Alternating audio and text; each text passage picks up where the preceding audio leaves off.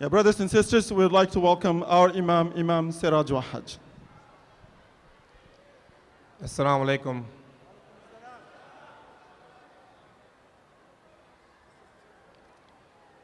Bismillah ar-Rahman ar-Rahim. Alhamdulillah.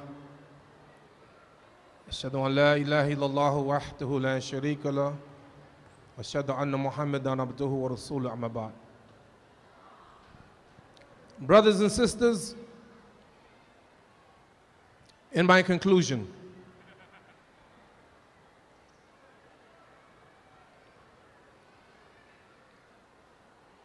one of the greatest singers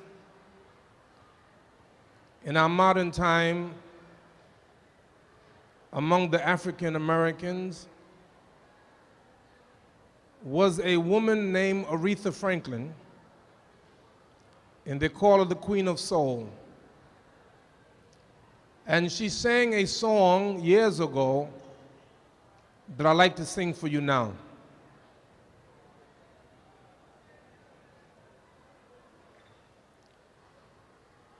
Take a look in the mirror, but don't look too close. You might find the one you hate the most. This weekend, those who came to this conference have a decision to make. Allah mentions in Quran, Allahu waliyul ladina aminu yukhrijuhum min adh-dhulumati ila an-nur. Allah is the guardian of those who believe. He takes them from the darkness and He brings them into the light. You must ask the question tonight, are you going from the darkness to the light, or are you going from the light to the darkness? فَأَيْنَ تَذْهَبُونَ? So where are you going? Our illustrious president tonight, he mentioned Martin Luther King Jr. I'm going to tell you something that maybe even Abdul Malik doesn't know, Altaf Hussein doesn't know, but the day that Martin Luther King Jr. was assassinated, April 4th, 1968, in Memphis, Tennessee, before he died, he called his church in Atlanta, Georgia, Abyssinian Baptist Church, and he gave them the title of Sunday's sermon. And do you know what the title of the sermon was? Martin Luther King Jr. Do you know what he called them on the phone and said, I want you to write this down. This will be my sermon for Sunday. The night that he was assassinated, do you know what the speech was, or the title of the sermon? The title of the sermon was, Why America May Go to Hell.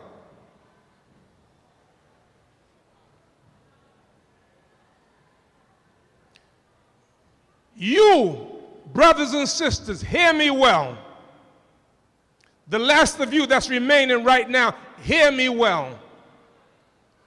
You, the Muslims, represent the last chance for the people of the earth. Don't you dare put this book down. The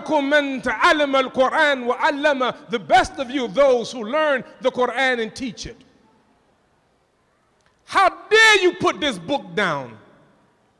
Our Prophet, peace and blessing be upon him, said that Allah said, Ya ibadi, kullukum dolun illa man hadaytu fastahduni ahdikum. Oh, my slaves, every one of you are misguided unless I guide you. Therefore, ask me and I will guide you. How do we lose the guidance? going away from the book. I was in Australia. A good friend of mine, an Egyptian Australian, named Muhammad, has an organization called My Peace. And he put billboards on and commercials about Islam. In one billboard, in big letters, it said, Jesus, a prophet in Islam. I said, brother, what you say is correct, but I wouldn't put that there because the people wouldn't understand it. And that's exactly what happened. And when he put it there, the people around the country began to demonstrate. They were angry by putting Jesus, a prophet of God. I say this to you, my conclusion. Muslims must forever look at those who came before, because all throughout the Quran and the Sunnah, Allah talks about Alladhina min qablikum kutiba alaykum siyam kama kutiba ala alladhina min qablikum la'allakum tattaqun. Those who came before us. Who are those who came before us? Every prophet was a Muslim. Every prophet was a Muslim. You may not even understand that. The prophet said, Al-Anbiya'u ikhwatun li'alatan ummahatum shatta wa dinuhum wahid. All the prophets were brothers. Their mothers are different, but their religion is one. All of them were prophets. Listen carefully. I'm going to conclude by giving you some information, and don't you ever forget it. And I'm going to give you some information. I'm not going to give it to you because I'm bragging. I'm giving it to you because I want you to see something. Allah mentioned in the Quran, we've said it today, قَدْ أَفْلَحَ الْمُؤْمِنُونَ. The believers will win. The believers will be successful. Do you believe it? I'm telling you, brothers and sisters, Abdul Malik, we used to have a saying years ago that every knock against Islam will be a boost. Every knock will be a boost. I give you one example.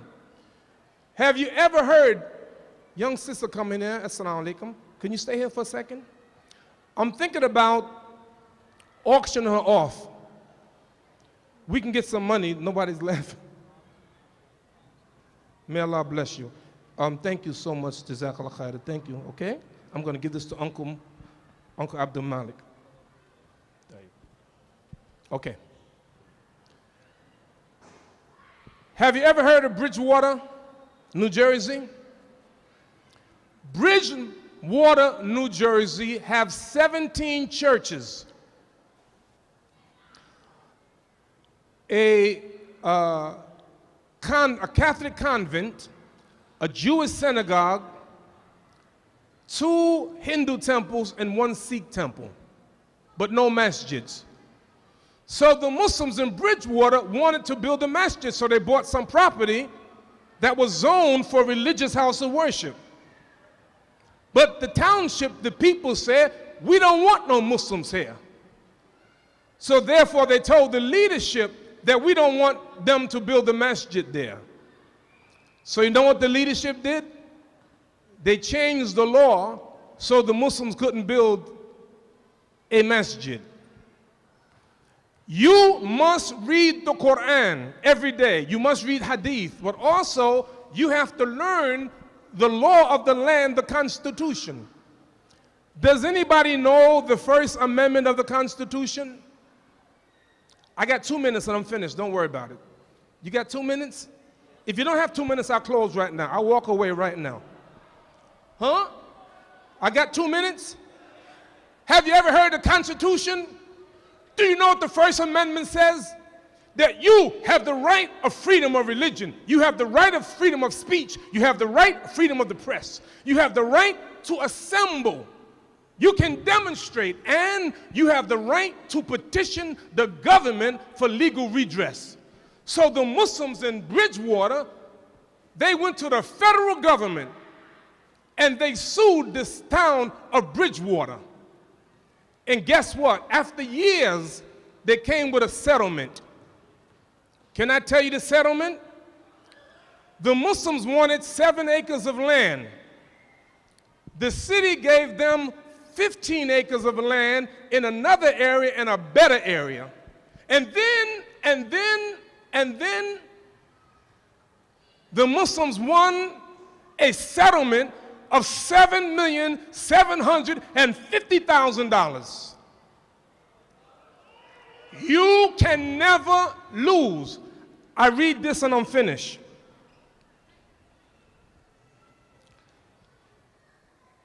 If you look at the Muslims around the world, everywhere you go, you see signs of Muslims growing.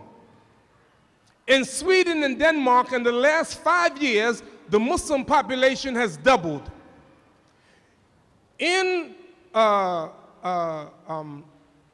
Moscow right now, they're building a masjid that would accommodate 60,000 worshipers. In Patterson, New Jersey, right now, Imam Sheikh Mohammed Katanani, he's the Imam of the largest masjid in Patterson, New Jersey. That masjid used to be a synagogue. Everywhere you go, you see Muslims growing. Now listen to this.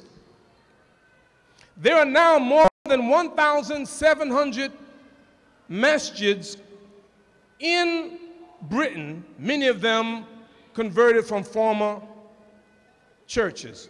In Germany as a whole, more than 400 Roman Catholic churches and more than 100 Protestant churches have been closed since 2000. Another 700 Roman Catholic churches are stated to be closed over the next several years. And let me give you the last one. I say this with humility. I don't say this to brag. I say for you to think. These are facts not compiled by Muslims. Listen to this. At least 10,000 churches have been closed in Britain since 1960. Another 4,000 churches are set to be closed by 2020, according to Christian research. If you look and study, you'll see Muslims growing. And those, but why? One reason and one reason only. 1,400 years ago, Prophet Muhammad, peace and blessing be upon him, said, and this is the key, مَا تَجِدُونَ فِي كِتَابِكُمْ. What do you find in your book? Because Allah said in Quran, وَأَنزَلَ التَّوْرَاةَ وَالْإِنْجِيلَ, and we sent down the Torah and the Injil. In the Torah, فِيهَا هُدًى وَنُورٌ, in it is guidance and light. Allah said about the Injil, فِيهِ هُدًى وَنُورٌ, in it is guidance and light. When you put down the book of guidance, you will be you're going astray. Never ever put the Quran down. When you put the Quran down, you see the darkness will come. Uphold the book, uphold Islam, uphold the love of Allah, and may Allah subhanahu wa ta'ala bless you. Assalamu alaikum wa rahmatullah.